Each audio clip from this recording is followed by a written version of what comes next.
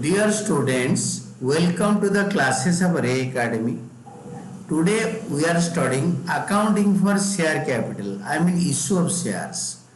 उसमें हम पढ़ रहे हैं कॉन्सेप्ट, आज पढ़ेंगे concept of employees stock option plan ESOP.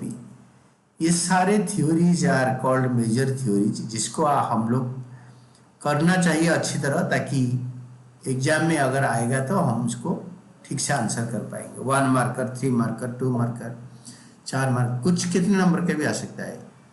Employees stock option plan short form होता है ESOP. Means open option granted, means option granted by the company to its employees and employee directors. दो type को, employee को और जो employee directors, to subscribe the shares at a price that is lower than the market price. Market price अगर share का मतलब price है, face value है 10 रुपये और मार्केट में 15 में बिक रहा है, तो एम्प्लॉय को 9 रुपये या 12 रुपये में दे सकते हैं, मार्केट प्राइस से कम में. इस पर एग्जाम्पल फेयर वैल्यू, फेयरली ये मार्केट में आजकल कितना में बिक रहा है, 15 में बिक रहा है. फेयरली, फेयर वैल्यू बोलते हैं 15 रुपये. फेस वैल्यू उसका 10 रुपये जो फेस में लिखा होता है. It is an open or a right granted, it is an option or a right granted by the company, but it is not an obligation on the employee to subscribe it. ये option company grant करता है, देता है, ये employ का obligation नहीं है. It is not an obligation, ये एम्प्लॉय के लिए कंपल्सरी नहीं है. He is not obliged to buy it, subscribe this shares. The employees may or may not exercise this option. Employee ये ऑप्शन को एक्सरसाइज करे ना करे ये उनके ऊपर है. Employee stock option plan is a category of sweat equity. It is a category of sweat equity shares. Sweat equity is a wider term than ESOP and includes issue of shares to promoters. Issue of shares to promoters as a remuneration for incorporating the company or for their services. उस case में sweat equity issue होता है. किसको? Promoter को issue हो सकता है sweat equity, but ESOP में खाली एम्प्लॉय को इश्यू होगा, एम्प्लॉय डायरेक्टर को इश्यू होगा. तो ESOP employee stock option plan is a part of sweat equity. A company में इश्यू स्टॉक और शेयर्स, स्टॉक को हम शेयर को स्टॉक बोलते हैं. Options fulfilling the following conditions, ये जो फुलफिलिंग फॉलोइंग कंडीशंस, इसको अगर ये जो फॉलोइंग कंडीशंस फुलफिल करेगा तब कंपनी इश्यू कर सकता है स्टॉक. तो कौन सा? These shares are of the class of shares already issued. इसी टाइप का शेयर जो एम्प्लॉय को इशू हो रहा है वो पहले से ऑलरेडी इशू हो रखा है. Second condition, it is authorised bye A special resolution of the company. It is authorised bye A special resolution passed by the company. Company special resolution pass करेगा तब जाके ये क्लास का शेयर इशू हो पाएगा. सी में होता है the resolution specifies the number of shares, current market price, consideration if any, and the class or classes of directors or employees who may have such equity shares to be issued, to whom such equity shares are to be issued. ये सब इसके अंदर specify होगा. दोबारा बता देता हूँ. The resolution specify, जो रिजोल्यूशन कंपनी पास करेगा इसमें ये स्पेसिफाई होगा number of shares to be issued, कितने शेयर्स इशू किया जाएगा, उसका आज का मार्केट प्राइस क्या है, करेंट मार्केट प्राइस, कंसिडरेशन कितने पैसे लिया जाएगा एम्प्लॉय से और एम्प्लॉय डायरेक्टर से, इफ एनी, अगर है तो पैसा ले रहे तो या फ्री में, and the class or classes of directors or employees, कौन सी class, first class, second class या क्लास फॉर एम्प्लॉय, किसको इश्यू किया जा रहा है, to whom such equity shares are to be issued, ये इक्विटी शेयर किसको इश्यू किया जाएगा. Fourth part, not less than 1 year, not less than 1 year, very important part, has At the date of issue elapsed since the date on which the company has commenced business. Business commence करने का 1 साल जा चुका है, हो चुका है. And fifth part, these shares are issued in accordance with the SEBI regulations if shares are listed. अगर शेयर्स लिस्टेड है तो security exchange board of India के रेगुलेशन के हिसाब से ये इशू हो रहा है. Important terms associated with ESOP. ESOP employee stock option scheme में क्या क्या इंपॉर्टेंट पॉइंट्स होता है. पहला पॉइंट होता है grant. Grant of option means giving an option to the employees to subscribe to the shares of the company. ये grant of option means giving an option to the employees.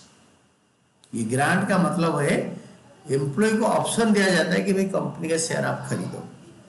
Grant date, it is the date at which the enterprise and its employee agree.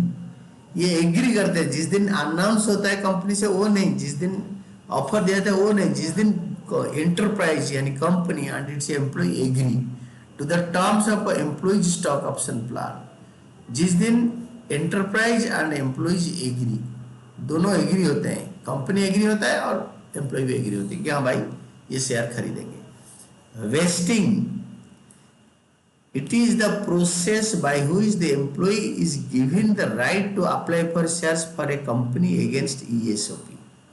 It is the process, vesting is the process by which the employee is given the right to apply for shares of the company against ESOP. ये wasting होता है, ये एक process होता है. ये wasting process में employ को राइट दिया जाता है, ऑप्शन का राइट दिया जाता है कि भाई आप कंपनी का शेयर खरीद सकते हो. उसको बोलते हैं वेस्टिंग प्रोसेस. वेस्टिंग होता है.